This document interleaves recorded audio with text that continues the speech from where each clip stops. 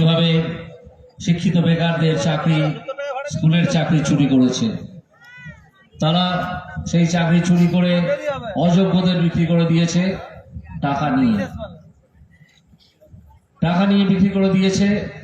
ফলে যারা যোগ্য তারা বাইরে পড়ে আছেন, তারা রাস্তায় ঘুরে বেড়াচ্ছেন, তারা রাস্তায় বসে আছেন। আর যারা অযোগ্য তাদের চাকরি আমি খেয়েছিলাম। আপাতত সুপ্রিম কোর্টের একটা সামান্য স্টে অর্ডারে তারা বেঁচে আছে, আশা করছি শীঘ্রই মারা যাবে।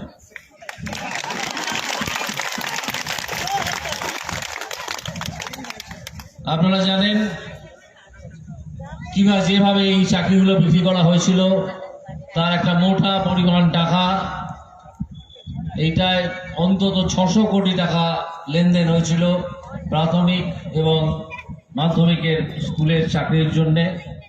শিক্ষকের চাকরি, অশিক্ষকের চাকরি সব।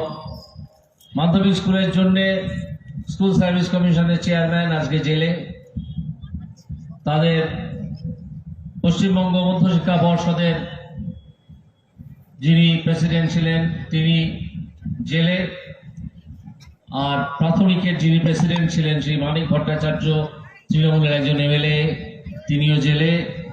আর প্রাক্তন শিক্ষামন্ত্রী যিনি চাকরিগুলো বিক্রি করার ব্যবস্থা করেছিলেন তিনিও জেলে।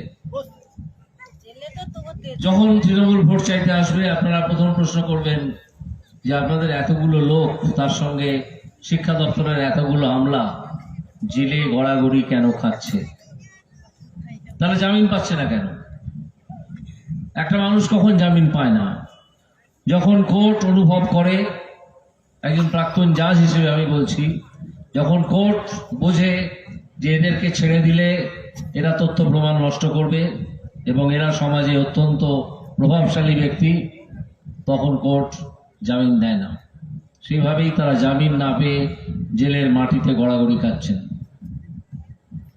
এরপরের প্রশ্ন আসে খাদ্যমন্ত্রীর কথা, যে খাদ্যশস্য চাল, ডাল, গম, চিনি পশ্চিমবঙ্গের মানুষের জন্য কেন্দ্রীয় সরকার ফুড কর্পোরেশনের থ্রু দিয়ে পাঠিয়েছিল পশ্চিমবঙ্গে, সেটা গত 10 বছর ধরে লুটপাট হয়েছে।